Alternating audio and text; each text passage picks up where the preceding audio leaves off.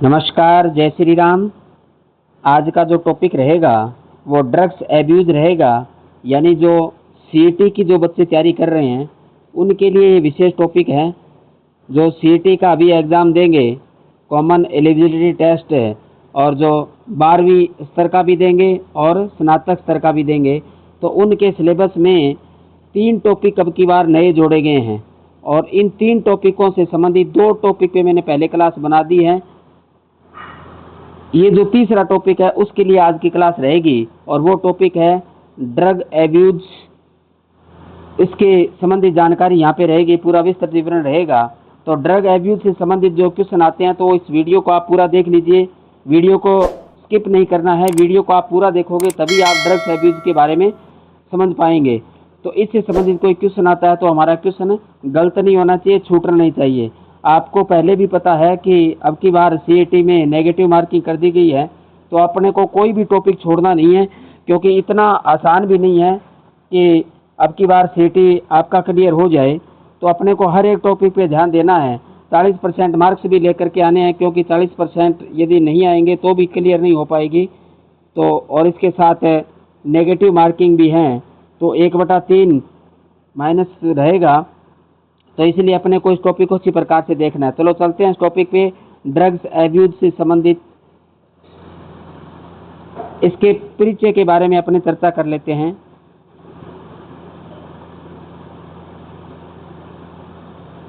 परिचय।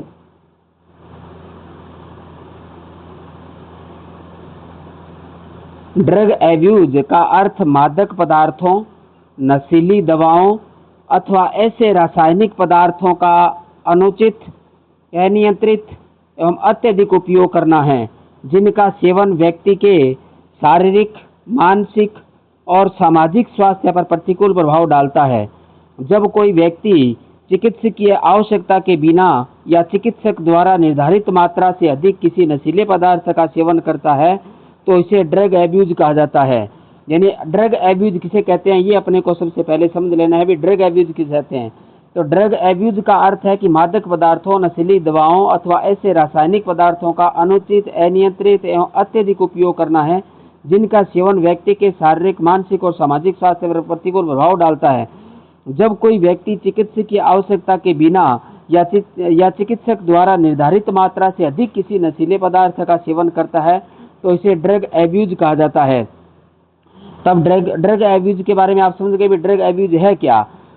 वर्तमान समय में ड्रग एब्यूज एक गंभीर सामाजिक एवं स्वास्थ्य संबंधी समस्या बन चुका है। यानी एक बहुत बड़ी ये समस्या है। वर्तमान समय की हम चर्चा करें तो ड्रग एब्यूज है वो एक बहुत बड़ी गंभीर समस्या है, सामाजिक गंभीर समस्या बन चुकी है, स्वास्थ्य संबंधी एक समस्या बन चुकी है।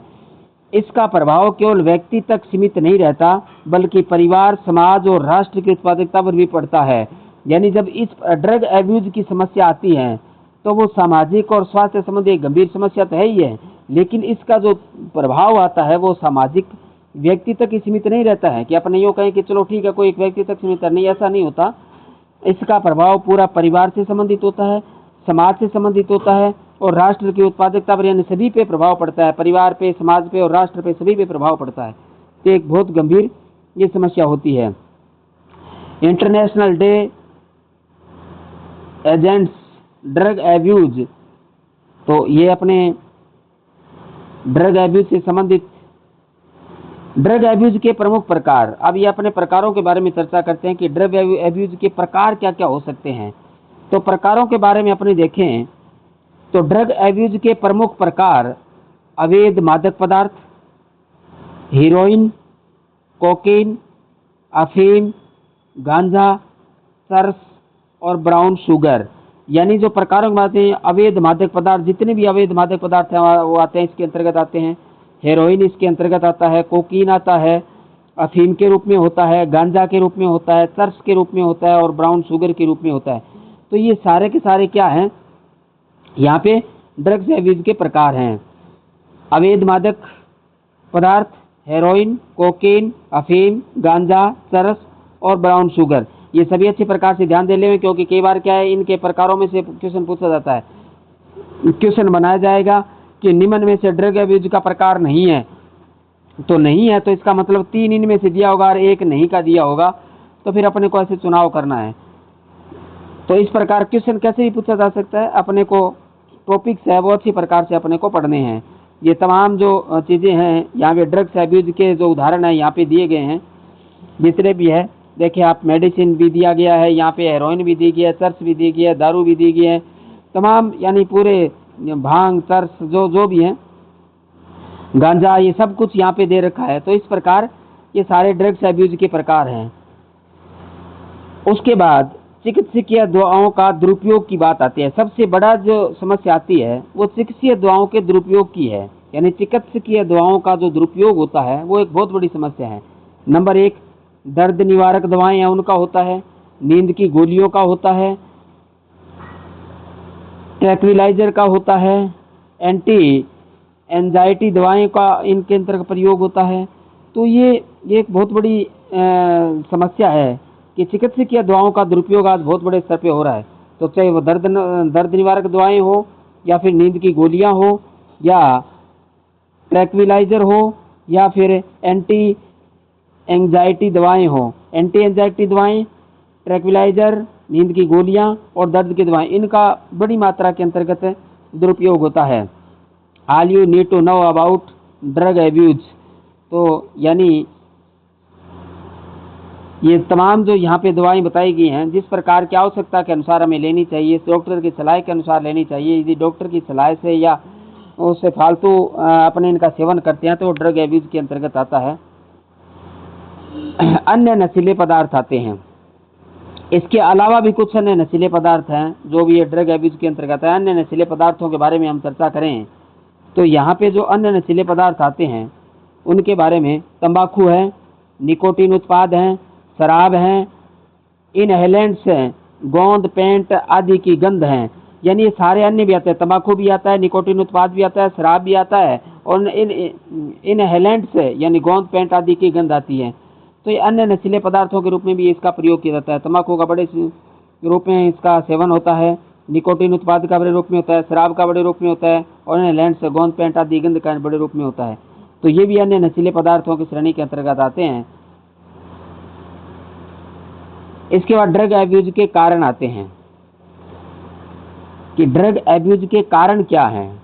अब ड्रग एब्यूज के कारणों की हम चर्चा करें। ड्रग एब्यूज के कारण है, नंबर 1 व्यक्तिगत कारण, जिज्ञासा एवं प्रयोग करने की इच्छा, तनाव, चिंता और अवसाद, आत्मविश्वास की कमी और भावनात्मक असंतुलन।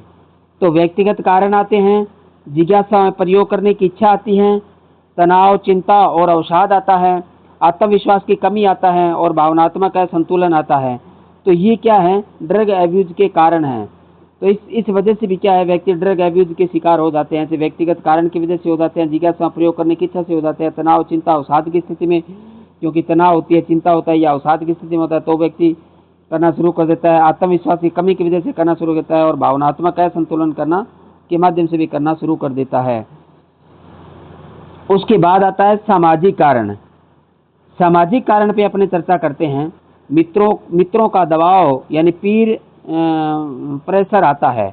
मित्रों का दबाव की वजह से होता है, गलत संगति की वजह से होता है, पारिवारिक कलह की वजह से होता है, और सामाजिक उपेक्षा की वजह से होता है।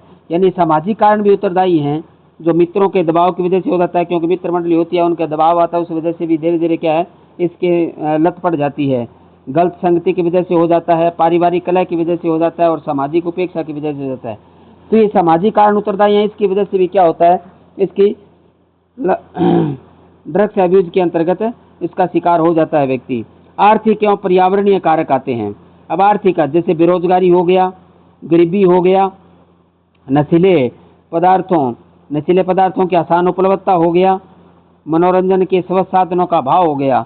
तो इसकी वजह से भी क्या होता है कि ये कारण होते हैं, बेरोजगारी हो जाता है, गरीबी हो जाता है, नशीले पदार्थों की आसान उपलब्धता इसकी वजह से भी हो जाता है, और मनोरंजन के सब साधनों का अभाव होने की वजह से भी हो जाता है।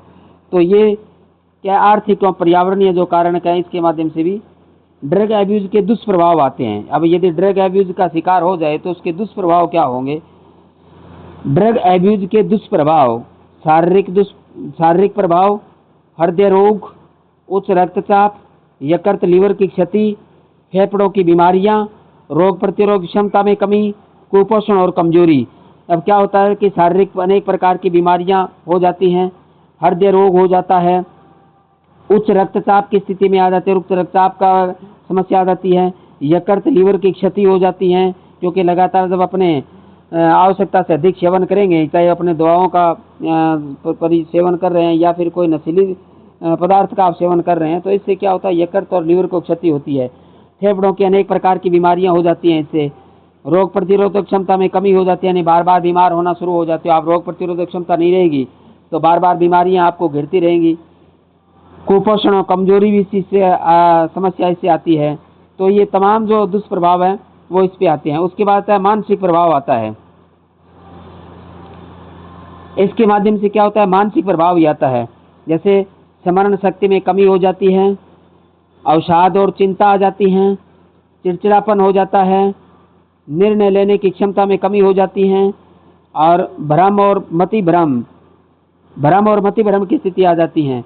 तो ये मानसिक प्रभाव भी इसी की वजह से आ जाता है, चाहे वो स्मरण शक्ति में कमी हो, अवसाद और चिंता हो, चिड़चिड़ापन हो, निर्णय लेने की क्षमता में कमी हो, भ्रम और मतिभ्रम हो, यानी हेलुसिनेशन की बात करते हैं अपने। तो स्मरण शक्ति में कमी, अवसाद और चिंता, चिड़चिड़ापन, निर्णय लेने की क्षमता में कमी, भ्रम और मतिभ्रम, तो ये मानसिक प्रभाव भी इसी की वजह से आ जाते हैं। उसके बाद आता है सामाजिक प्रभाव आता है।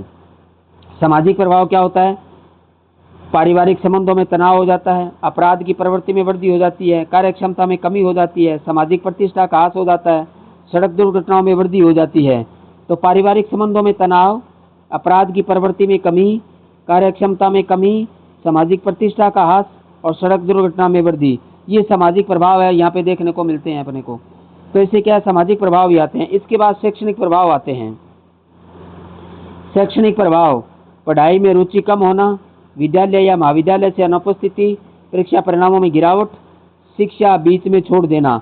तो ये शैक्षणिक प्रभाव के दुष्प्रभाव इसके अंतर्गत आते हैं कि पढ़ाई में रुचि कम हो जाती है, विद्यालय या महाविद्यालय से वो अनुपस्थित रहना शुरू करता है, लगातार अनुपस्थित रहता है, बीच में भाग जाता है, रुचि नहीं रखता है कार्य के अंतर्गत। उसके अलावा परीक्षा परिणामों में लगातार गिरावट, जब ऐसा होता है तो परीक्षा परिणामों में गिरावट आती रहती है। शिक्षा बीच में कई बार क्या होता है शिक्षा भी बीच में छोड़ दी जाती है। तो ये तमाम इस प्रकार के क्या है दुष्प्रभाव आते हैं।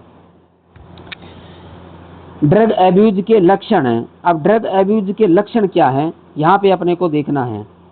ड्रग एब्यूज के लक्षण हैं, पहला, व्यवहार में अचानक परिवर्तन, आंखों का लाल होना, भूख और नींद की आदतों में बदलाव, व्यक्तिगत स्वच्छता की उपेक्षा, बार बार पैसे की मांग, पढ़ाई या काम में रुचि कम होना, परिवार और मित्रों से दूरी बनाना।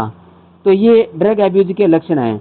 व्यवहार में अचानक परिवर्तन, आंखों का लाल होना, भूख और नींद की आदतों में बदलाव, व्यक्तिगत स्वच्छता की उपेक्षा, बार बार पैसे की मांग, पढ़ाई या काम में रुचि कम होना, परिवार और मित्रों से दूरी बनाना, ये तमाम है क्या है, ये ड्रग एब्यूज के ये लक्षण दिखाई देते हैं।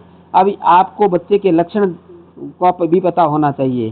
तो ये लक्षण आपको बच्चे में दिखाई देंगे। व्यवहार में अचानक परिवर्तन दिखाई देगा आपको, उसकी आंखें लाल, हर समय लाल रहेगी, भूख और नींद की आदतों में बदलाव आ जाएगा, व्यक्तिगत स्वेच्छा की उपेक्षा होगी, बार बार पैसे की मांग करेगा वो, पढ़ाई काम में रुचि कम हो जाएगी और परिवार और मित्रों से दूरी बनाना शुरू कर देगा। तो ये इसके ड्रग एब्यूज के लक्षण हैं। तो एंटी ड्रग्स डे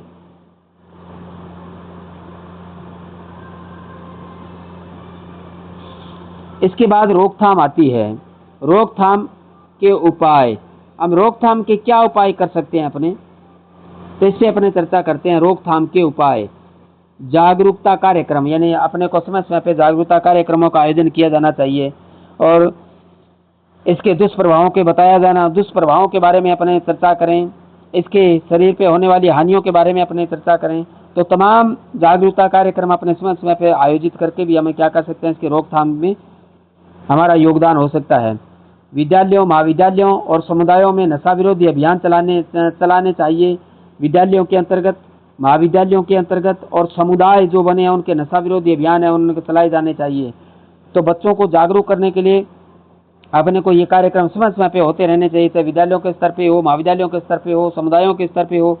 तमाम इस प्रकार के कार्यक्रम वो समय समय पर चलाए जाने चाहिए ताकि जागरूकता बढ़े और लोग नशे से दूर रहें। उसके बाद दूसरा पारिवारिक सहयोग आता है। परिवार के सदस्यों को बच्चों और युवाओं के साथ खुला संवाद बनाए रखना चाहिए। यानी परिवार के सदस्यों को बच्चों और युवाओं के साथ खुला संवाद बनाए रखना चाहिए। इससे भी क्या होता है कि जागरूकता आती है और नशे से अपने बच्चों को दूर रख सकते हैं। उसके बाद स्वस्थ जीवन शैली आती है। योग और ध्यान, यानी स्वस्थ जीवन के लिए अपने को योग करना चाहिए, ध्यान लगाना चाहिए। दूसरा खेल कूद भी इसका एक बहुत अच्छा विकल्प है। खेल कूद का भी आयोजन किया जाना, समय समय पर खेल कूद हो, बच्चों को खेल के अवसर मिले और अधिक से अधिक खेल कूद के अवसर मिलेंगे तो वो इस प्रकार की गंभीर समस्या से बच्चे उसकी तरफ नहीं जाएंगे और उनसे दूर हो जाएंगे। सांस्कृतिक गतिविधियां समय समय पर होनी चाहिए, क्योंकि बच्चों को मनोरंजन का भी जब खाली समय हो तो उनको मनोरंजन मिल जाए तो फिर उसके बाद दिमाग में इस प्रकार की बातें नहीं आएगी। तो सांस्कृतिक गतिविधियों का आयोजन किया जाना चाहिए। सकारात्मक मित्र मंडली होनी चाहिए। परामर्श और उपचार, नशे की लत से पीड़ित व्यक्तियों को मनोवैज्ञानिक परामर्श, पुनर्वास केंद्रों, चिकित्सकीय सहायता उपलब्ध करानी चाहिए। यानी नशे की लत से जो पीड़ित हो गए हैं उन व्यक्तियों के लिए मनोवैज्ञानिक परामर्श उपलब्ध हो, पुनर्वास केंद्र बने जाने चाहिए, चिकित्सकीय सहायता उपलब्ध होनी चाहिए। तो ये अपने करा करके भी क्या कर सकते हैं, नशे की लत से पीड़ित व्यक्तियों को उनका उपचार हम कर सकते हैं। कानूनी नियंत्रण क्या हो सकता है, उसके बाद आ गया था कानूनी नियंत्रण। नशीले पदार्थों और अवैध व्यापार और तस्करी पर कठोर नियंत्रण आवश्यक है। यानी नशीले पदार्थ और अवैध व्यापार की तस्करी पर कठोर नियंत्रण होना चाहिए। और इसका तो एक सीधा सीधा इसका जो उपाय हो सकता है वो कड़े कानून हो सकते हैं। जितने कड़े कानून बने जाएंगे, जब इस प्रकार का व्यापार करने वाले लोग हैं, तस्कर जो लोग हैं, उन पे कड़ी सजा हो, यानी उनकी मृत्यु पर्यंत तक सजा हो, उनकी जेल हो, कैद सुनाई हो, उम्र कैद उनको मिले और इसके साथ साथ उनकी टोटल संपत्ति है वो जब्त हो। इस प्रकार के कड़े कानून बना करके हम क्या कर सकते हैं, इन पे नियंत्रण किया जा सकता है। से नो टू ड्रग्स। तो यहाँ पे इस प्रकार का ये पोस्टर के माध्यम से दिखाया गया है कि किस प्रकार अपने इसके बारे में विचार करना चाहिए। एक बहुत गंभीर समस्या है। युवाओं की भूमिका, युवाओं को नशे के दुष्प्रभावों के प्रति जागरूक रहना चाहिए तथा अपने मित्रों और समाज को भी इसके प्रति सचेत करना चाहिए। स्वस्थ जीवन शैली अपनाकर खेल, शिक्षा और रचनात्मक गतिविधियों में भाग लेकर वे स्वयं को नशे से दूर रख सकते हैं। यानी यहाँ पे क्या होता है, युवाओं को नशे के दुष्प्रभावों के प्रति जागरूक रहना चाहिए तथा अपने मित्रों और समाज को भी इसके प्रति सचेत करना चाहिए। स्वस्थ जीवन शैली अपनाकर खेल, शिक्षा और रचनात्मक गतिविधियों में भाग लेकर वे स्वयं नशे से दूर रह सकते हैं। तो इस प्रकार अपने क्या है, युवाओं की ये भूमिका यहाँ पे हो सकती है। युवाओं की महत्वपूर्ण भूमिका होगी। जब कोई बदलाव आता है तो वो युवाओं की क्रांति से ही आता है। तो युवाओं को क्या करना चाहिए कि युवाओं को नशे के दुष्प्रभावों के प्रति जागरूक रहना चाहिए तथा अपने मित्रों और समाज को भी इसके प्रति सचेत करते रहना चाहिए। स्वस्थ जीवन शैली अपनाकर खेल, शिक्षा और रचनात्मक गतिविधियों में भाग लेकर स्वयं को नशे से वो दूर रख सकते हैं। तो इस प्रकार की भागीदारी से भी क्या है, युवाओं का एक बहुत बड़ा योगदान इसके अंतर्गत हो सकता है और ये गंभीर समस्या से हम निजात पा सकते हैं। ड्रग दुरुपयोग क्या है? किसी भी रासायनिक या औषधीय पदार्थ या उसके चिकित्सकीय उद्देश्य के अलावा शारीरिक, मानसिक और मनोवैज्ञानिक कार्यों को बाधित करने वाली मात्रा में सेवन करना ही ड्रग दुरुपयोग कहलाता है। यानी ड्रग दुरुपयोग क्या है, यहाँ पे अपने को समझना है। ड्रग दुरुपयोग क्या है, किसी भी रासायनिक या औषधीय पदार्थ का उसके चिकित्सकीय उद्देश्य के अलावा शारीरिक, मानसिक, मनोवैज्ञानिक कार्यों को बाधित करने वाली मात्रा में सेवन करना ही ड्रग दुरुपयोग कहलाता है। तो ड्रग दुरुपयोग क्या कहलाता है, ये हमें पता होना चाहिए।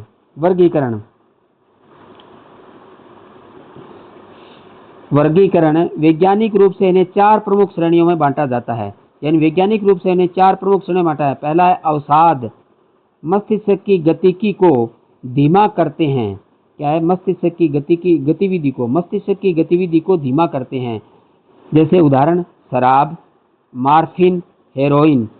उत्तेजक तंत्रिका, तंत्र को उत्तेजित करते हैं। उत्तेजक यानी स्टिमुलेंट्स तंत्रिका तंत्र को उत्तेजित करते हैं और सतर्कता बढ़ाते हैं। उदाहरण कोकीन, कैफीन। भ्रांतिजनक, वास्तविकता की अवधारणा को बदलते हैं। क्या करते हैं, भ्रांतिजनक वास्तविक अवधारणा को बताया। उदाहरण जैसे मारिजुआना और गांजा, LSD। ओपियोइड, दर्द निवारक के रूप में कार्य करते हैं जो सीधे केंद्रीय तंत्रिका तंत्र को प्रभावित करते हैं। यानी ओपियोइड है वो दर्द निवारक के रूप में कार्य करते हैं और जो सीधे क्या है केंद्रीय तंत्रिका तंत्र को क्या करते हैं, प्रभावित करते हैं। तो ये 4 श्रेणियों के अंतर्गत इनको बांटा गया है। 4 श्रेणियां इनकी आती हैं, अवसाधक के रूप में, उत्तेजक के रूप में, और तीसरी भ्रांतिजनक के रूप में, और चौथी है वो क्या है, ओपियोइड के रूप में। तो ये 4 प्रकार हैं यहाँ पे। तो चारों को अपने अच्छी प्रकार से पढ़ लेना है। इनके उदाहरण के रूप में पूछा जाता है, क्वेश्चन पूछे जाते हैं, इनसे भी उदाहरण पूछे जा सकते हैं और भी उदाहरण आपसे लिए जा सकते हैं। तो इसलिए अपने इनको ध्यान में रखना है। भारत में ड्रग समस्या के कारण, यानी भारत में ड्रग समस्या के कारण क्या हैं? भौगोलिक स्थिति, गोल्डन ट्राइंगल और गोल्डन क्रेसेंट भारत दुनिया के 2 सबसे बड़े अफीम उत्पादक क्षेत्रों के बीच स्थित है। गोल्डन क्रेसेंट ईरान, अफगानिस्तान और पाकिस्तान।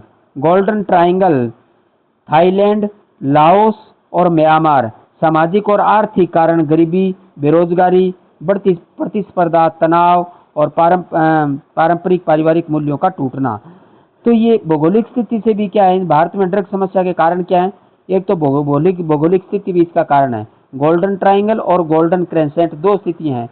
भारत दुनिया के 2 सबसे बड़े अफीम उत्पादक देशों के बीच स्थित है, यानी जो अफीम उत्पादक देश हैं उनके बीच में स्थित हैं। जैसे गोल्डन क्रेसेंट की बात करें तो ईरान है, अफगानिस्तान है और पाकिस्तान है।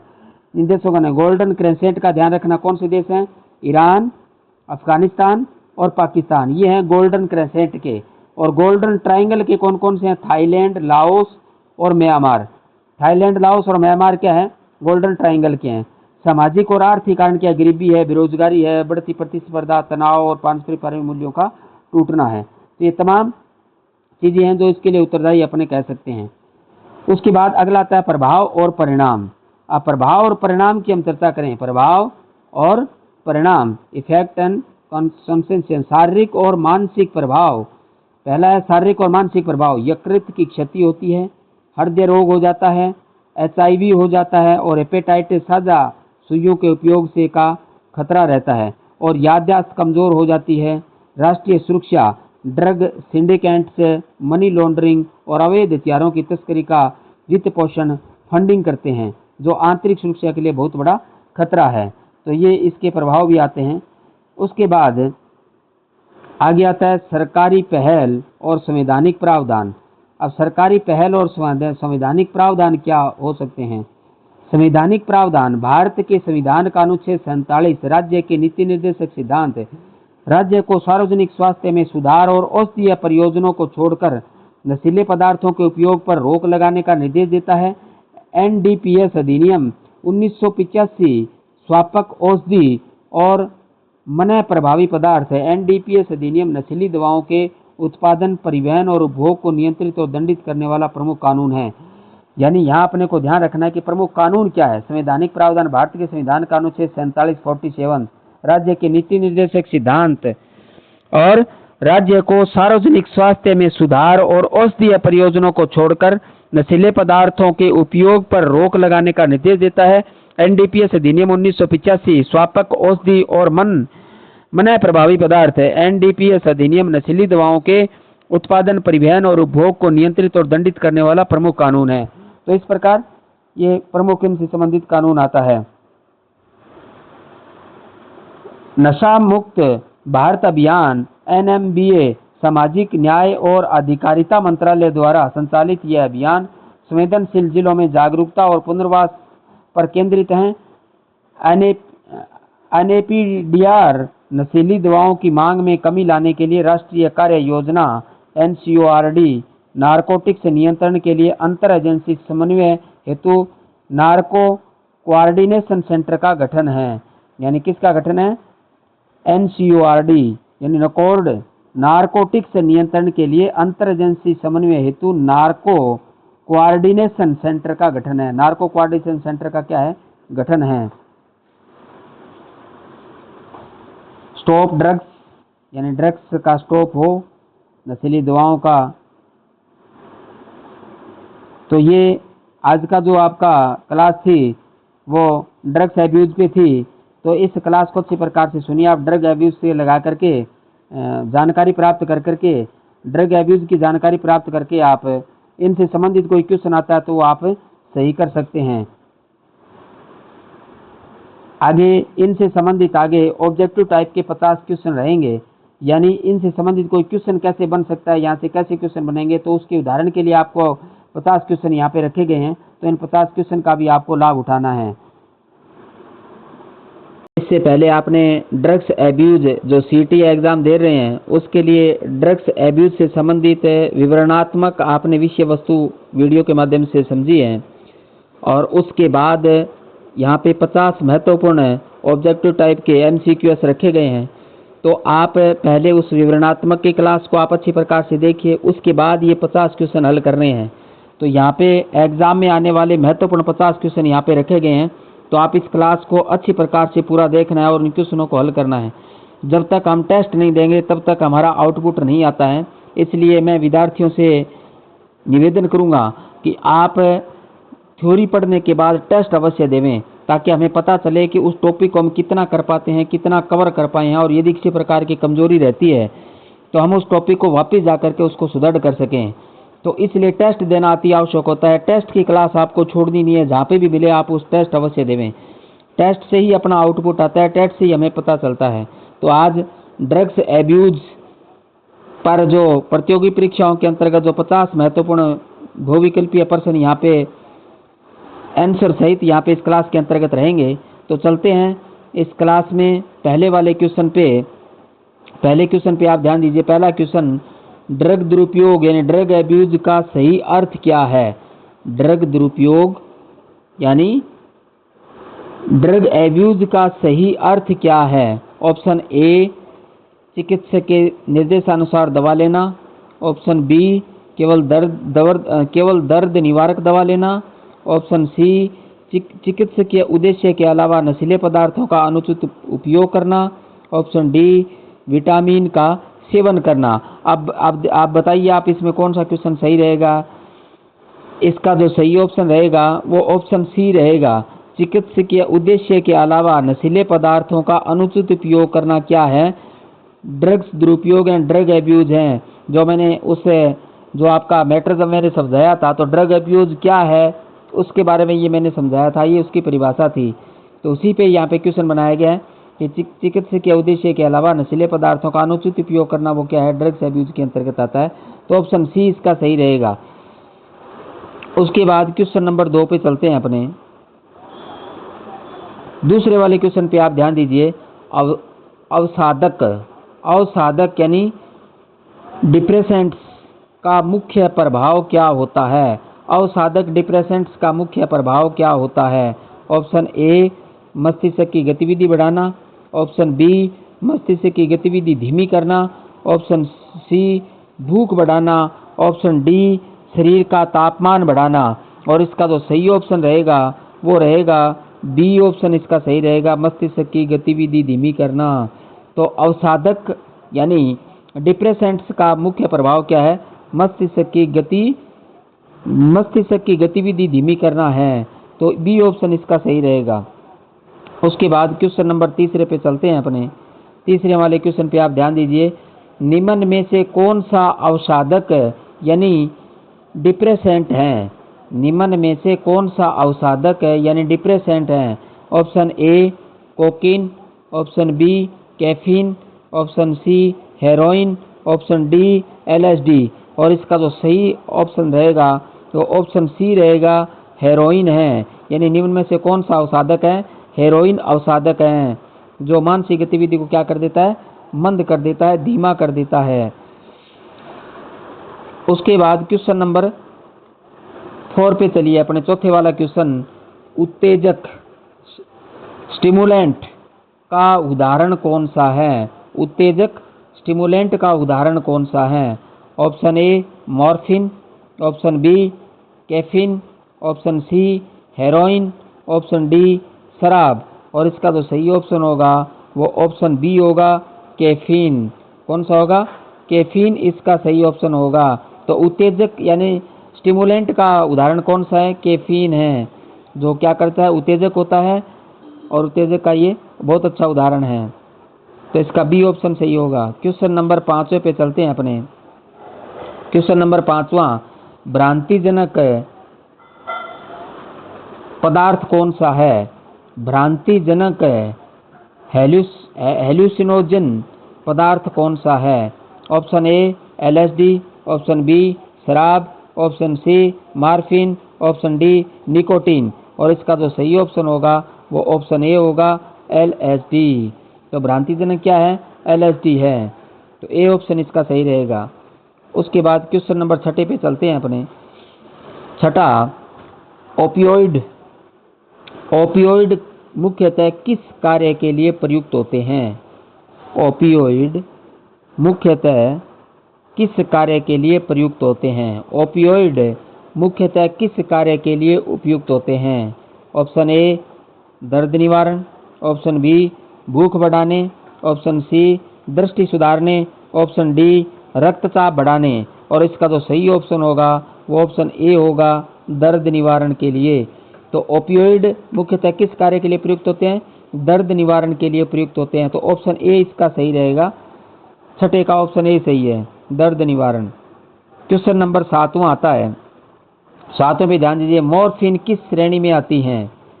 मॉर्फिन किस श्रेणी में आती हैं? ऑप्शन ए उत्तेजक में, ऑप्शन बी ओपियोइड में, ऑप्शन सी विटामिन में, ऑप्शन डी एंटीबायोटिक में। और इसका सही जो ऑप्शन है वो ऑप्शन बी है, ओपियोइड में आती हैं। किस में आती हैं? ओपियोइड में आती हैं। तो मॉर्फिन किस श्रेणी के अंतर्गत है? ओपियोइड के अंतर्गत आती है। क्वेश्चन नंबर 8वें पे आप ध्यान दीजिए, गोल्डन क्रेसेंट में कौन सा देश शामिल नहीं है? गोल्डन क्रेसेंट में कौन सा देश शामिल नहीं है? गोल्डन क्रेसेंट में देश बताए थे मैंने आपको उस क्लास के अंतर्गत, थ्योरी के अंतर्गत, कि गोल्डन क्रेसेंट के अंतर्गत कुछ देश आते हैं जिससे हमारा देश घिरा हुआ है। Option A option A Iran, option B Afghanistan, option C Pakistan, option D Myanmar. और इसका जो सही ऑप्शन होगा, समझ गए आप कौन सा है? म्यांमार है। ऑप्शन डी सही है, ये नहीं आता है, ये शामिल नहीं है। ईरान शामिल है, अफगानिस्तान शामिल है और पाकिस्तान शामिल है। ये तीनों देश गोल्डन क्रेसेंट में शामिल हैं, लेकिन म्यांमार शामिल नहीं है। ऑप्शन डी इसका सही रहेगा, म्यांमार। उसके बाद क्वेश्चन नंबर 9वां आता है। 9वां क्वेश्चन कहते हैं, गोल्डन ट्राइंगल में कौन सा देश शामिल है? गोल्डन ट्राइंगल में कौन सा देश शामिल है? गोल्डन क्रेसेंट में अपने किया, अब गोल्डन ट्राइंगल में कौन सा देश शामिल है? Option A Bharat, option B Thailand, option C Iran, option D Pakistan. और इसका जो सही ऑप्शन होगा वो कौन सा होगा? बी होगा, थाईलैंड होगा। गोल्डन ट्राइंगल में कौन सा देश शामिल है? थाईलैंड शामिल है। ईरान भी नहीं है, पाकिस्तान भी नहीं है, क्योंकि ये क्रेसेंट के अंतर्गत आते हैं और भारत हो ही नहीं सकता, इसलिए कौन सा बच गया? ऑप्शन बी थाईलैंड बच गया। तो गोल्डन ट्राइंगल में थाईलैंड देश शामिल है, बी ऑप्शन इसका सही होगा।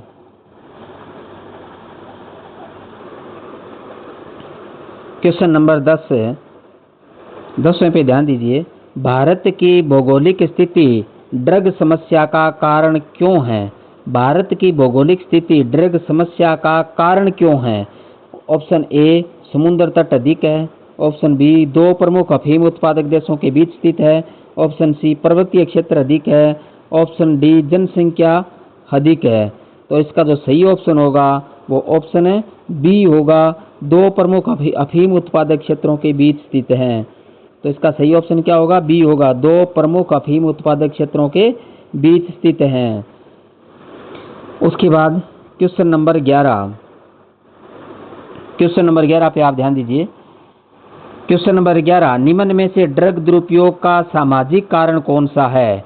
निम्न में से ड्रग दुरुपयोग का सामाजिक कारण कौन सा है? ऑप्शन ए रोजगार के अवसर बढ़ाना, ऑप्शन बी तनाव और बेरोजगारी, ऑप्शन सी शिक्षा का प्रसार, ऑप्शन डी खेल कूद। और इसका ऑप्शन तो आप चुन ही लेंगे, कोई दिक्कत ही नहीं आएगी। ऑप्शन बी इसका है, तनाव और बेरोजगारी। तो ड्रग दुरुपयोग का सामाजिक कारण कौन सा है? तनाव और बेरोजगारी सामाजिक कारण है। तो इसलिए इसका जो ऑप्शन है वो बी सही होगा। उसके बाद क्वेश्चन नंबर आता है 12। तो हेलो, साझा सुई के प्रयोग से कौन सा रोग फैल सकता है? साझा सुई के प्रयोग से कौन सा रोग फैल सकता है? साझा सुई का मतलब यानी एक व्यक्ति ने अपने उस सुई को ड्रग्स के लिए काम में लिया और उसी सुई को दूसरे वाला व्यक्ति ले लेता है, उसी सुई को तीसरे वाला ले लेता है, तो उसको कहते हैं साझा सुई।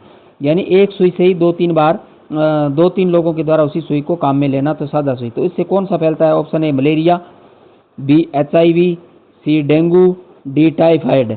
और इसमें आप समझ गए, क्योंकि कौन सा रोग हो सकता है? HIV एड्स हो सकता है। ऑप्शन बी सही है, ऑप्शन बी इसका सही होगा। मलेरिया मच्छरों से होती है, इसका नहीं होगा। डेंगू मच्छरों से होती है, ये भी नहीं होगा। टाइफाइड भी नहीं होगा, तो कौन सा होगा? बी ऑप्शन सही होगा, HIV एड्स हो सकता है।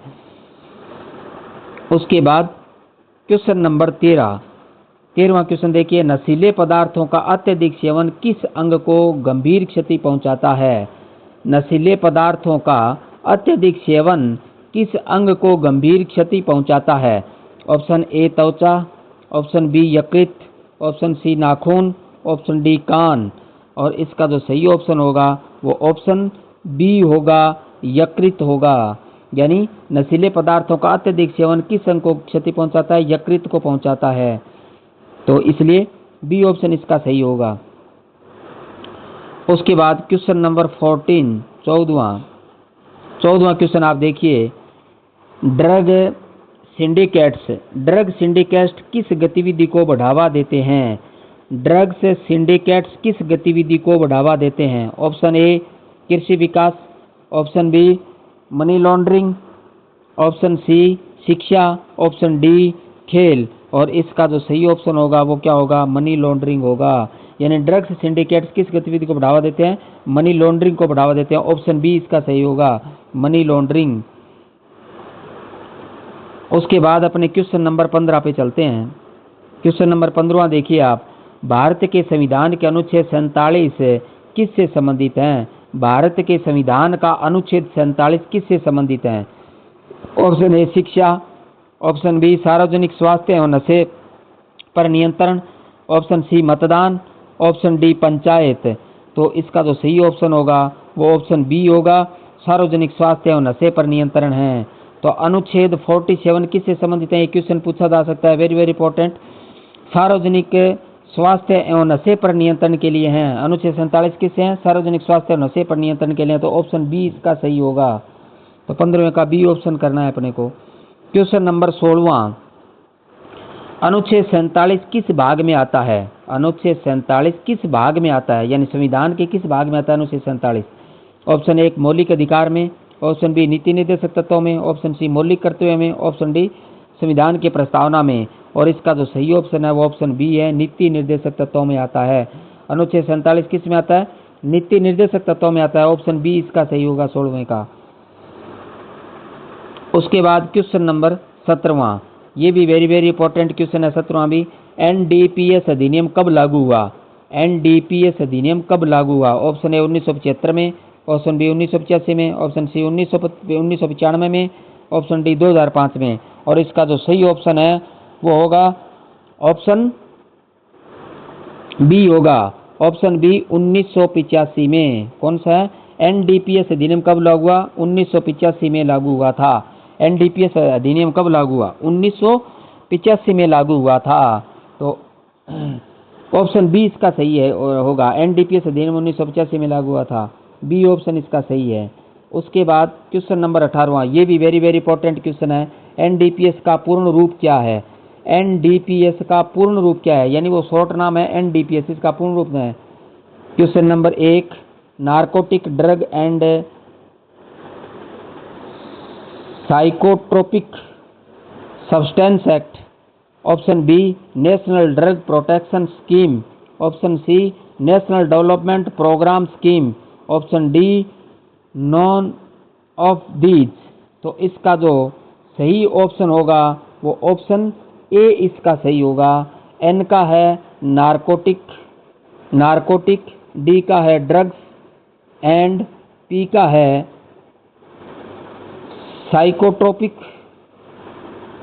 साइकोट्रोपिक और एस का है सब्सटेंस एक्ट। तो उसका पूरा नाम क्या है? Narcotic drugs and psychotropic substance act. तो ये NDPS का पूरा नाम है, narcotic drugs and psychotropic substance act. तो ये ऑप्शन नंबर ए सही होगा 18वें का। इसी प्रकार से इसको देख लें, वेरी वेरी इंपॉर्टेंट क्वेश्चन है, ये एग्जाम में पूछा जा सकता है। क्वेश्चन नंबर 19 ये भी इंपॉर्टेंट है। एनडीपीएस अधिनियम किससे संबंधित है? एनडीपीएस अधिनियम किससे संबंधित है? ऑप्शन ए शिक्षा से संबंधित, ऑप्शन बी नशीले पदार्थों का नियंत्रण, ऑप्शन सी पर्यावरण संरक्षण, ऑप्शन डी कृषि विकास। और इसका जो सही ऑप्शन होगा वो ऑप्शन बी होगा, नशीले पदार्थों का नियंत्रण है। क्या होगा? नशीले पदार्थों का नियंत्रण। एनडीपीएस अधिनियम किससे संबंधित है? नशीले पदार्थों का नियंत्रण है। एनडीपीएस अधिनियम किससे संबंधित है? नशीले पदार्थों का नियंत्रण से संबंधित है। उसके बाद क्वेश्चन नंबर 20,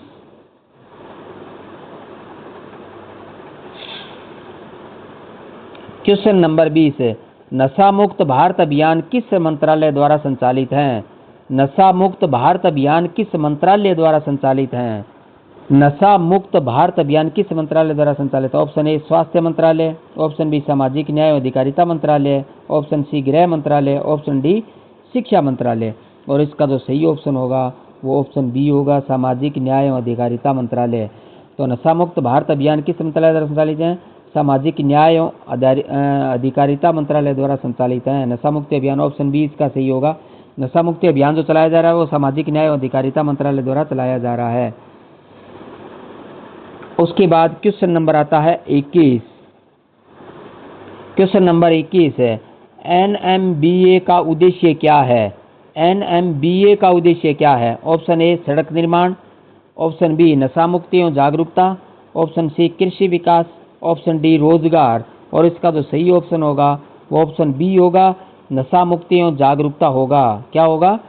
नशा मुक्ति। एनएमबीए का उद्देश्य क्या है? नशा मुक्ति और जागरूकता अभियान है। एनएमबीए का उद्देश्य क्या है? नशा मुक्ति और जागरूकता अभियान। ऑप्शन बी सही है। एनएमबीए का उद्देश्य क्या है? नशा मुक्ति और जागरूकता अभियान। ये भी इंपॉर्टेंट क्वेश्चन है, इसको अच्छी प्रकार से देख लेना, एग्जाम में ये आ सकता है। 22 वाला भी इंपॉर्टेंट है, 22 वाले क्वेश्चन भी अपने को देखना है, एग्जाम पूछा जा सकता है। एनएपीडब्ल्यूडीआर का संबंध किससे है? एनएपीडब्ल्यूडीआर का संबंध किससे है? ऑप्शन ए नशीली दवाओं की मांग में कमी, ऑप्शन बी शिक्षा, ऑप्शन सी परिवहन, ऑप्शन डी बैंकिंग। और इसका सही ऑप्शन है वो ऑप्शन ए है, नशीली दवाओं की मांग में कमी। तो एनएपीडब्ल्यूडीआर का संबंध किससे है? नशीली दवाओं की मांग में कमी है से संबंधित है। उसके बाद 23वां, ये भी क्वेश्चन इंपॉर्टेंट है, ये भी पूछा जा सकता है। एनसीओआरडी नकॉर्ड का गठन क्यों किया गया? नकॉर्ड का गठन एनसीओआरडी नकॉर्ड का गठन क्यों किया गया? ऑप्शन ए कृषि विकास हेतु, ऑप्शन बी नारकोटिक्स नियंत्रण समन्वय हेतु, ऑप्शन सी रक्षा प्रशिक्षण हेतु, ऑप्शन डी चुनाव संचालन हेतु। और इसका जो सही ऑप्शन होगा वो ऑप्शन बी होगा, नारकोटिक्स नियंत्रण समन्वय हेतु। किस लिए किया गया? नारकोटिक्स नियंत्रण समन्वय हेतु किया गया था। नकॉर्ड का गठन किस लिए किया गया? नारकोटिक्स नियंत्रण समन्वय हेतु नकॉर्ड का गठन किया गया था। तो 23वां क्वेश्चन भी इंपॉर्टेंट है, इसको भी अच्छी प्रकार से देख लें, पूछा जा सकता है। क्वेश्चन नंबर 24वां, विश्व औषधि रिपोर्ट कौन जारी करता है? विश्व औषधि रिपोर्ट कौन जारी करता है? Option A WHO, option B UNODC, option C UNESCO UNESCO, और ऑप्शन डी UNICEF यूनिसेफ। तो इसमें WHO, यूनेस्को और यूनिसेफ। और इसका जो सही ऑप्शन होगा वो ऑप्शन बी होगा, विश्व औषधि रिपोर्ट कौन जारी करता है? UNODC करता है। कौन करता है? ऑप्शन बी सही है, UNODC करता है, यूनोड करता है। इसके बाद ये भी क्वेश्चन इंपॉर्टेंट है, इस क्वेश्चन को भी अच्छी प्रकार देख लेना है। UNODC का पूर्ण रूप क्या है? यानी UNODC की फुल स्पेलिंग अपने को बतानी है। Option A United Nations office of drug and crime, option B United Nation development council, option C universal drug council, option D United Nation defence committee. तो इसका जो सही ऑप्शन होगा वो ऑप्शन ए होगा। ए ऑप्शन में you का क्या होगा? यूनाइटेड, एन का होगा नेशंस, और ओ का होगा ऑफिस, ऑन, डी का होगा ड्रग्स, और एंड सी का होगा क्राइम। तो United Nation office on drugs and crime, United Nation office on drugs and crime, A option इसका सही होगा। UNODC की फुल फॉर्म है United Nations office on drugs and crime. तो ए ऑप्शन इसका सही। वेरी वेरी इंपॉर्टेंट है, ये क्वेश्चन याद कर लीजिए, एग्जाम में पूछा जाएगा। क्वेश्चन नंबर 26 है, विश्व स्तर पर लगभग कितने करोड़ लोग नस्ली दवाओं का उपयोग करते हैं? विश्व स्तर पर लगभग कितने करोड़ लोग नस्ली दवाओं का उपयोग करते हैं? किसके पूछा है? विश्व स्तर पर पूछा गया है। तो विश्व स्तर पे अपने बताना है। Option A 10 crore, option B 15 crore, option C 29.2 crore, option D 50 crore. और इसका सही ऑप्शन होगा वो ऑप्शन सी होगा, 29.2 करोड़। सी ऑप्शन इसका सही होगा। 29.2 करोड़ क्या है? विश्व स्तर पर लगभग कितने करोड़ नस्ली दवाओं का उपयोग करते हैं? 29.2 करोड़ नस्ली दवाओं का उपयोग करते हैं। तो एक बहुत बड़ा आंकड़ा है विश्व स्तर पर, 29.2 करोड़। उसके बाद क्वेश्चन नंबर 27 आता है। 27 आप दीजिए, ड्रग टेस्टिंग के लिए सबसे सामान्य नमूना, ड्रग टेस्टिंग के लिए सबसे सामान्य नमूना कौन सा है? ड्रग टेस्टिंग के लिए सबसे सामान्य नमूना, ऑप्शन ए मूत्र, ऑप्शन बी बाल, ऑप्शन सी रक्त, ऑप्शन डी लार। और इसका जो सही ऑप्शन है वो ऑप्शन ए है, मूत्र। क्या है? ड्रग टेस्टिंग के लिए सबसे सामान्य नमूना कौन सा है? मूत्र। ये सबसे सामान्य नमूना आता है। उसके बाद क्वेश्चन नंबर आता है 28। 28 क्वेश्चन पे आप ध्यान दीजिए। क्वेश्चन नंबर 28, निम्न में से कौन सा ड्रग टेस्टिंग का माध्यम नहीं है? निम्न में से कौन सा ड्रग टेस्टिंग का माध्यम नहीं है? इसमें से ड्रग टेस्टिंग का माध्यम नहीं है वो चुनना है। ऑप्शन ए मूत्र, ऑप्शन बी रक्त, ऑप्शन सी बाल, ऑप्शन डी एक्सरे। और इसका सही ऑप्शन होगा वो क्या है? ऑप्शन डी एक्सरे हैं। एक्सरे नहीं है। मूत्र ड्रग टेस्टिंग का माध्यम है, रक्त ड्रग टेस्टिंग का माध्यम है और बाल भी ड्रग टेस्टिंग के माध्यम है। ये तीनों ड्रग टेस्टिंग के माध्यम हैं, लेकिन एक्सरे ड्रग टेस्टिंग का माध्यम नहीं है। तो ऑप्शन डी इसका सही होगा। उसके बाद क्वेश्चन नंबर आता है 29-29, कैफीन किस श्रेणी में आती है? कैफीन किस श्रेणी में आती है? ऑप्शन ए उत्तेजक में, ऑप्शन बी अवसादक में, ऑप्शन सी ओपियोइड में, ऑप्शन डी भ्रांतिजनक में। और कैफीन किस में आती हैं? ऑप्शन ए सही है, उत्तेजक में आती हैं। कैफीन किस श्रेणी में आती हैं? उत्तेजक में आती हैं। कैफीन है वो उत्तेजक में आती हैं। ये क्वेश्चन पूछा जा सकता है। इस प्रकार के क्वेश्चन पे अपने को ध्यान देना है, ये क्वेश्चन पूछे जा सकते हैं। तो कैफीन किस श्रेणी में आती है? उत्तेजक श्रेणी के अंतर्गत आती है। क्वेश्चन नंबर 29 का ए ऑप्शन सही होगा। उसके बाद क्वेश्चन नंबर 30 पे चलते हैं अपने। क्वेश्चन नंबर 30, शराब किस श्रेणी में आती है? शराब किस श्रेणी में आती है? ऑप्शन ए उत्तेजक, ऑप्शन 2 अवसादक, ऑप्शन सी भ्रांतिजनक, ऑप्शन डी ओपियाइड में। और इसका सही ऑप्शन होगा वो ऑप्शन बी होगा, अवसादक में आती हैं। शराब किस श्रेणी में आती है? अवसादक में आती हैं। तो 30वें जो 30वां क्वेश्चन है उसका ऑप्शन है बी है, अवसादक में आती हैं।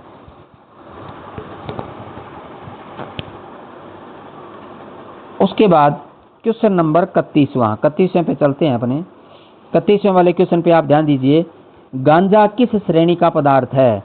गांजा किस श्रेणी का पदार्थ है? ऑप्शन ए अवसादक, ऑप्शन बी भ्रांतिजनक, ऑप्शन सी उत्तेजक, ऑप्शन डी एंटीबायोटिक। और इसका जो सही ऑप्शन है वो ऑप्शन बी है, भ्रांतिजनक है। गांजा किस श्रेणी का पदार्थ है? ऑप्शन बी सही है, भ्रांतिजनक पदार्थ है। गांजा है वो भ्रांतिजनक में आता है। गांजे का ध्यान रखना, ये भ्रांतिजनक में आता है। ऑप्शन हमारा गलत नहीं होना चाहिए। क्वेश्चन नंबर 32, कोकीन किस प्रकार का पदार्थ है? कोकीन किस प्रकार का पदार्थ है? ऑप्शन ए उत्तेजक, ऑप्शन बी अवसादक, option C opioid, option D vitamin. और इसका जो सही ऑप्शन होगा वो ऑप्शन ए होगा। कोकीन किस में आता है? उत्तेजक में आता है। कोकीन किस प्रकार का पदार्थ है? उत्तेजक पदार्थ है। तो कोकीन उत्तेजक पदार्थ की श्रेणी के अंतर्गत आता है। ऑप्शन ए सही होगा 32वें का, ए ऑप्शन अपने को सही करना है। क्वेश्चन नंबर 33, एलएसडी किस वर्ग में आता है? एलएसडी किस वर्ग में आता है? ऑप्शन ए भ्रांतिजनक में, ऑप्शन बी उत्तेजक में, ऑप्शन सी अवसादक में, ऑप्शन डी ओपियाइड में। और LSD किसके अंतर्गत आता है? ऑप्शन ए सही है, भ्रांतिजनक में आता है। ये पहले भी मैंने पीछे बताया था आपको। LSD है वो किस में आता है? भ्रांतिजनक में आता है। ए ऑप्शन इसका सही होगा 33वें का, भ्रांतिजनक। तो LSD भ्रांतिजनक में आता है। क्वेश्चन नंबर 34 ड्रग दुरुपयोग का मानसिक प्रभाव क्या है? ड्रग दुरुपयोग का मानसिक प्रभाव क्या है? ऑप्शन ए याददाश्त कमजोर होना, ऑप्शन बी ऊंचाई बढ़ना, ऑप्शन सी दृष्टि बढ़ना, ऑप्शन डी वजन बढ़ना। और इसका जो इसमें तो आप पहचान ही लोगे, ऑप्शन ए सही है, याददाश्त कमजोर होना। तो ड्रग दुरुपयोग का मानसिक प्रभाव क्या है? याददाश्त कमजोर हो जाती है। तो इसलिए ड्रग दुरुपयोग के माध्यम से याददाश्त कमजोर होती है। तो मानसिक जो प्रभाव आता है वो याददाश्त का आता है, याददाश्त कमजोर हो जाती है। तो ए ऑप्शन सही होगा 34वें का, ए ऑप्शन आप सही कर लें। क्वेश्चन नंबर 35वें पे अपने ध्यान दीजिए। ड्रग दुरुपयोग राष्ट्रीय सुरक्षा के लिए खतरा क्यों है?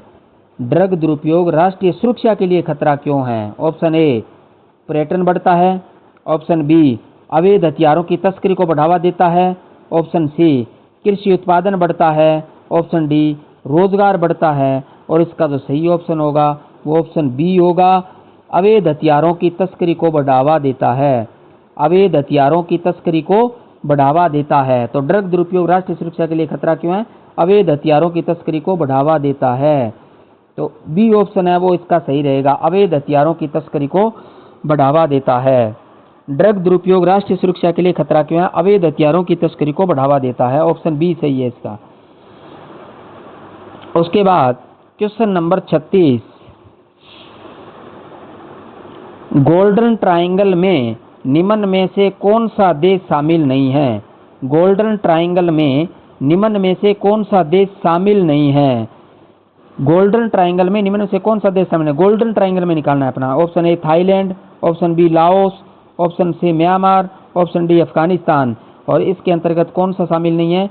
अफगानिस्तान, क्योंकि ये गोल्डन क्रेसेंट में आता है।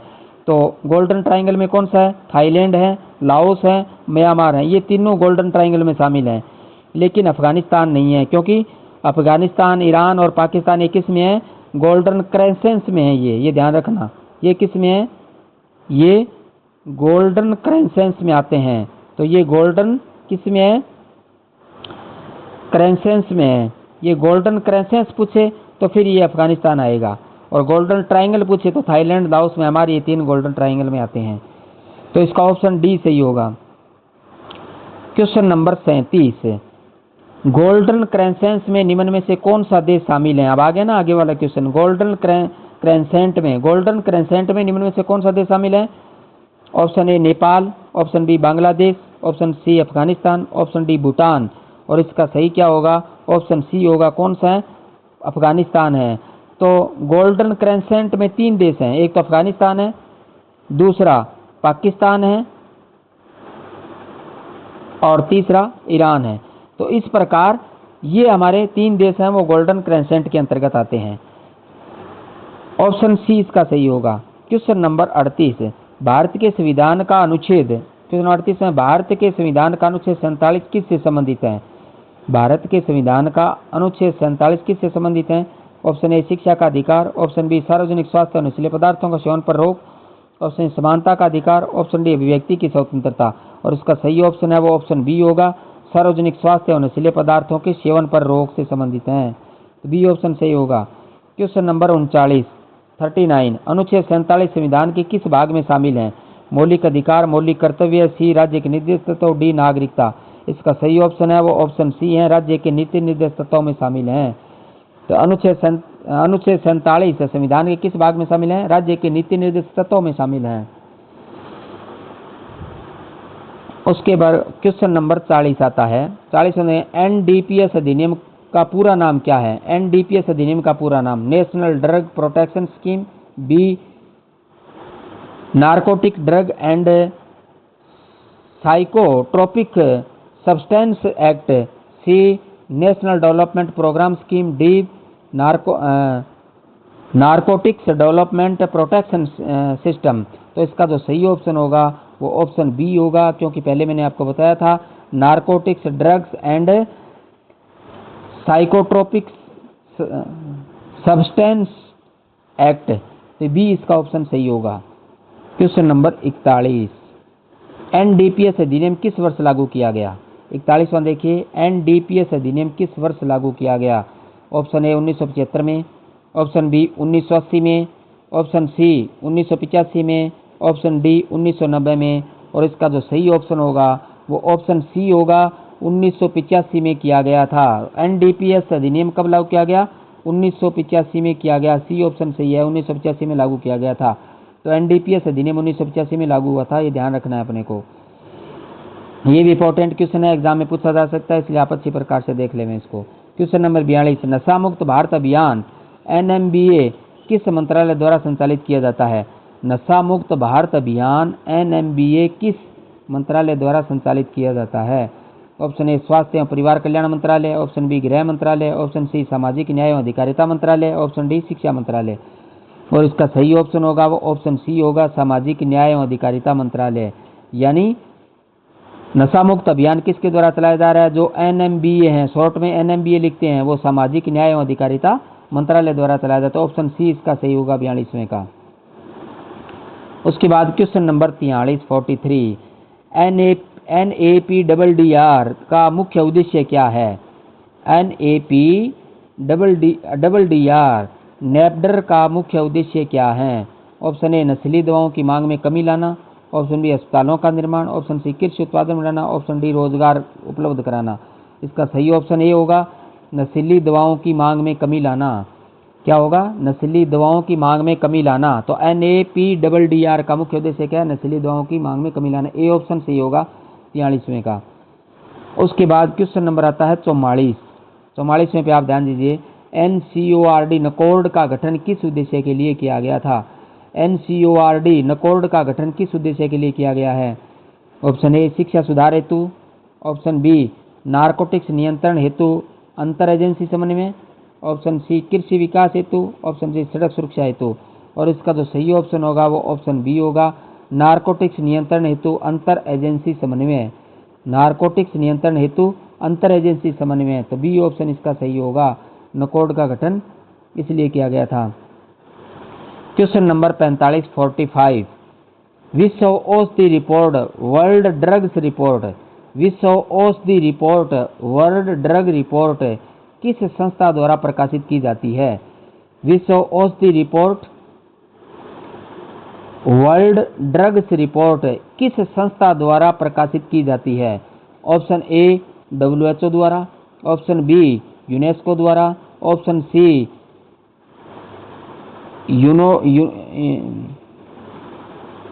यूनोड्स द्वारा, ऑप्शन डी यूनिसेफ द्वारा, और इसका जो सही ऑप्शन होगा विश्व औषधि रिपोर्ट वर्ल्ड ड्रग रिपोर्ट किसके द्वारा की जाती है?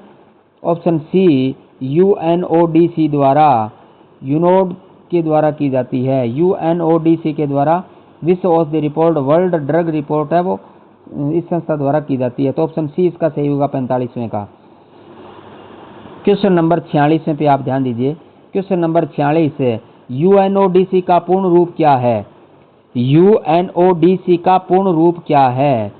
Option A United Nation office on drugs and crime, option B United Nation organisation for drug control, C universal narcotics development council, D United Nation drug department organisation, और इसका जो सही option होगा वो ऑप्शन ए होगा, United Nation office on drugs and crime. You का United, N का Nations, ओ का ऑफिस, ऑन ड्रग्स, डी का ड्रग्स एंड सी का क्राइम। तो United Nation office on drugs and crime, A option इसका सही होगा 46वें का। फुल फॉर्म इसकी ये रहेगी। क्वेश्चन नंबर 47 में आप देखिए 47वां क्वेश्चन, विश्व औषधि रिपोर्ट के अनुसार विश्व में लगभग कितने करोड़ लोग नशीली दवाओं का उपयोग करते हैं? विश्व औषधि रिपोर्ट के अनुसार विश्व में लगभग कितने करोड़ लोग नशीली दवाओं का उपयोग करते हैं? Option A 12.5 crore, option B 18.7 crore, option C 29.2 crore, option D 40 crore, और इसमें सही ऑप्शन होगा वो सी होगा, 29.2 करोड़ लोग नशीली दवाओं का सेवन करते हैं। विश्व में औषधि रिपोर्ट के अनुसार विश्व में लगभग 29.2 करोड़ नशीली दवाओं का उपयोग करते हैं। सी ऑप्शन इसका सही होगा। उसके बाद क्वेश्चन नंबर आता है 48 ड्रग परीक्षण ड्रग टेस्टिंग के लिए निम्न में से किस नमूने का उपयोग किया जाता है? ड्रग परीक्षण ड्रग टेस्टिंग के लिए निम्न में से किस नमूने का उपयोग किया जाता है? ऑप्शन ए मूत्र यूरिन, ऑप्शन बी रक्त ब्लड, ऑप्शन सी लार स्लीवा, ऑप्शन डी उपयुक्त सभी। और इसका जो सही ऑप्शन होगा वो ऑप्शन डी होगा, उपयुक्त सभी। क्योंकि ड्रग परीक्षण यानी ड्रग टेस्टिंग के लिए किस नमूने का प्रयोग किया जाता है? सभी का किया जाता है। मूत्र का भी किया जाता है, यूरिन का भी किया जाता है, रक्त यानी ब्लड का भी किया जाता है, लार यानी स्लेवा का भी किया जाता है। तो तीनों ही सही है, यानी डी ऑप्शन इसका सही होगा, उपरोक्त सभी। तो क्या है इसका सही ऑप्शन है वो डी रहेगा, उपरोक्त सभी, सभी का किया जाता है। क्वेश्चन नंबर 49 नशीली दवाओं के सेवन से निम्न में से कौन सा संक्रामक रोग सादा सुई के कारण फैल सकता है? नशीली दवाओं के सेवन से निम्न में से कौन सा संक्रामक रोग सादा सुई के कारण फैल सकता है? सादा सुई का मतलब यानी एक व्यक्ति ने अपनी नशे के लिए जो सुई का प्रयोग किया, दूसरा व्यक्ति उसी सुई का प्रयोग कर लेता है, तीसरा व्यक्ति भी उसी सुई का प्रयोग कर लेता है, तो ये सादा सुई होती है। तो इस प्रकार की सुई से कौन सा रोग फैलता है? Option A malaria, option B typhoid, option C HIV AIDS, option D chikungunya. और इसका सही ऑप्शन होगा वो ऑप्शन सी होगा, HIV एड्स फैल सकता है। ऑप्शन सी इसका सही है। तो यानी एक सुई को बार बार यदि व्यक्ति उसको प्रयोग करेंगे तो HIV एड्स होने का खतरा रहता है, तो ये फैल सकता है। उसके बाद आज की क्लास का लास्ट क्वेश्चन 50वां क्वेश्चन 50 क्वेश्चन निम्न में से ड्रग दुरुपयोग की रोकथाम का सबसे प्रभावी उपाय कौन सा है? निम्न में से ड्रग दुरुपयोग की रोकथाम का सबसे प्रभावी उपाय कौन सा है? ऑप्शन ए जागरूकता, उपचार एवं पुनर्वास, ऑप्शन बी केवल दंड देना, ऑप्शन सी केवल जुर्माना लगाना, ऑप्शन डी केवल अस्पताल बनाना। तो इसका सही ऑप्शन होगा वो ऑप्शन ए होगा, जागरूकता भी है, उपचार करना भी है और पुनर्वास भी है। तो इस प्रकार जागरूकता, उपचार और पुनर्वास ये ऑप्शन ए वाला सही रहेगा कि ये ड्रग दुरुपयोग की रोकथाम का एक प्रभावी उपाय हो सकता है, जागरूकता, उपचार और पुनर्वास। तो इस प्रकार आज की क्लास के ये आपके 50 क्वेश्चन थे और इसके अंतर्गत आपके 50 क्वेश्चन आपके कंप्लीट होते हैं। तो आप इस क्लास को अवश्य लगाइए। आपने 50 में से कितने क्वेश्चन आपने सही किए हैं ये आप कमेंट में ज़रूर लिखें। 50 में से क्या आपके 40 क्वेश्चन सही हुए हैं, या फिर आपके 30 क्वेश्चन सही हुए हैं, या फिर आपके 35 क्वेश्चन सही हुए हैं, या फिर आपके 48 क्वेश्चन सही हुए हैं, या फिर आपके 43 क्वेश्चन सही हैं। जितने भी क्वेश्चन सही हुए हैं वो कमेंट में आप अवश्य लिखें कि आप कितने क्वेश्चन सही कर पाएँ। क्योंकि इससे पहले मैंने आपको थ्योरी की क्लास दी थी इसी ड्रग एब्यूज पे, तो आपने थ्योरी पढ़कर उसके बाद आपने ये टेस्ट किया है, तो उस थ्योरी पढ़ने के बाद टेस्ट में आपके कितने क्वेश्चन सही हुए वे आप अवश्य बताएं। इसी से ही आपका आउटपुट आएगा। तो इसलिए आपको टेस्ट की क्लासें छोड़नी नहीं है, टेस्ट की क्लासें अवश्य लगानी है ताकि आपका आउटपुट आ सके। आपसे निवेदन करूंगा कि यदि किसी ने आपके चैनल को सब्सक्राइब नहीं किया तो चैनल को सब्सक्राइब कर लेवें, बेल आइकन को दबा लेवें ताकि नए आने वाली वीडियो का नोटिफिकेशन आपको समय समय पे मिलते रहें और आप एक अच्छी तैयारी कर सकें निःशुल्क रूप से। क्योंकि महत्वपूर्ण से इम्पोर्टेंट और वो भी यानी कोई ज़्यादा फालतू की विषय वस्तु नहीं होती हैं, सिलेक्टेड विषय वस्तु जो एग्जाम में आने वाली विषय वस्तु यहाँ पे रखी जाती हैं। तो एक बहुत कम समय के अंतर्गत बहुत कम विषय वस्तु के साथ आपका CET का जो सिलेबस है वो आपका कंप्लीट यहाँ हो जाएगा। तो इसलिए इस प्लेटफॉर्म को यानी मेरा चैनल है DRMAHAVEER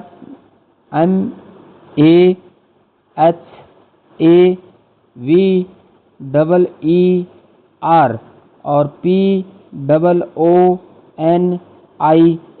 ये आप इस नाम से सर्च करोगे तब मेरा चैनल है वो आप आ जाएगा। उस पर आपको DP में जब आप देखोगे तो DP में लिखा हुआ है DMP, ये DP लगी हुई है DMP की, तो ये DMP की DP है वो वही चैनल रहेगा। तो इसलिए उसको आप उससे आप ज़रूर जुड़ें और जो भी आपके साथी हैं उनको भी आप शेयर करें ताकि वो भी इस निःशुल्क क्लासों का लाभ उठा सकें।